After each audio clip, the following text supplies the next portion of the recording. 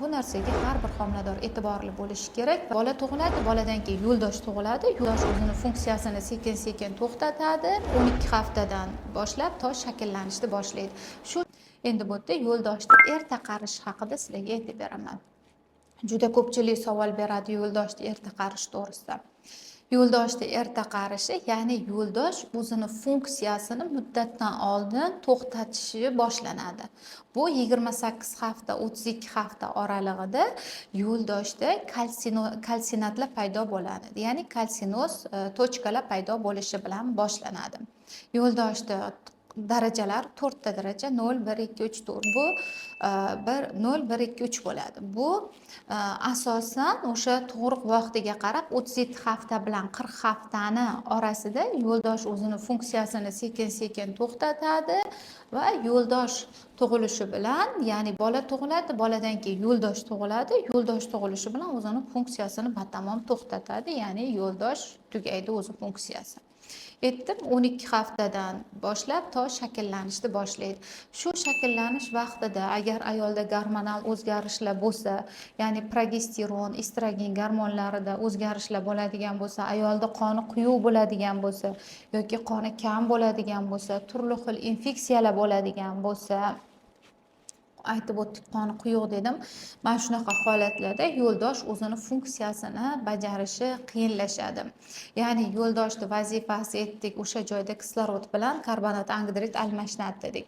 Havo yaxshi bormasa yoki qon yaxshi bormagandan keyin sekin-sekin yo'ldosh to'qimasi o'lishni boshlaydi. Ayrim ayollarning qon bosimi past bo'ladi, yo'ldoshda lakunalar paydo bo'ladi. Bu ham o'sha qon aylanishini buzilishi hisobiga yo'ldosh o'zini funksiyasini sekin-sekin kamaytirib boradi.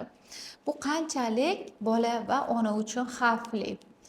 Asosan bola uchun xavfli bo'ladi. Ya'ni yo'ldosh qariganda yo'ldosh o'zini funksiyasini to'liq bajarmaganligi hisobiga, uni vazifasi kislorod berish bo'lganligi hisobiga bolada ma'lum darajada kislorodniy golodaniya bo'ladi.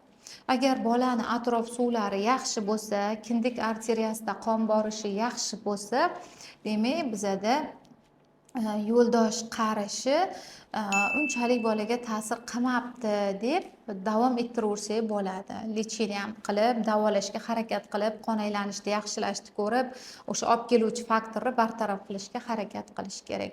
Agar bu jarayon juda jadal ketsa, bolaga kislorod borish qiyin bo'lsa, kindik arteriyalarda qon oqimi pasayishni boshlasa va bola suvlari kamayishda, atrof suvlari kamayishni boshlasa, bola o'sishdan orqada qolishni boshlasa, bunday holatlar juda xavfli hisoblanadi. Hattoki yo'ldosh qarishi oqibatida bolani erta tug'ruqlariga sabab bo'lishi yoki onani ichida homila o'limi bilan, ya'ni antinatalka bo'lishi bilan yakunlanishi mumkin bo'ladi. Xo'p, shunday ekan, biz nimalarga e'tibor berishimiz kerak?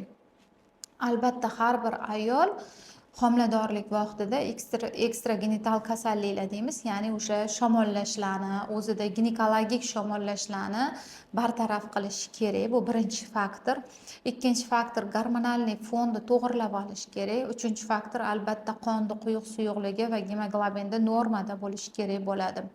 Agar sizda shunday holatlar bo'ladigan bo'lsa, mana shu narsalarga e'tibor berib, o'z vaqtida mutaxassisga murojaat qiling va sizni yo'ldoshingiz qarishiga yo'l qo'ymang va sog'lig'ingizga e'tiborli bo'ling. Yo'ldosh bu siz bilan bolangizni bir-birlaring orasida o'zaro munosabatda ta'minlab beradigan organ hisoblanadi. Shu uchun bu organning funksiyasi homiladorlikda juda muhim ahamiyatga ega. Bu narsaga har bir homilador e'tiborli bo'lishi kerak va albatta ultrazvuk tekshiruvdan bir oy davomida o'tib turishi kerak bo'ladi.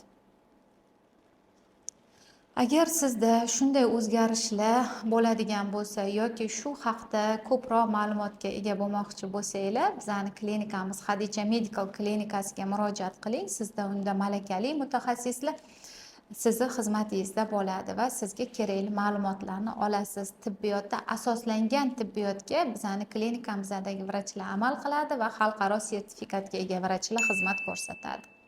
Klinikamizda kutib qolamiz.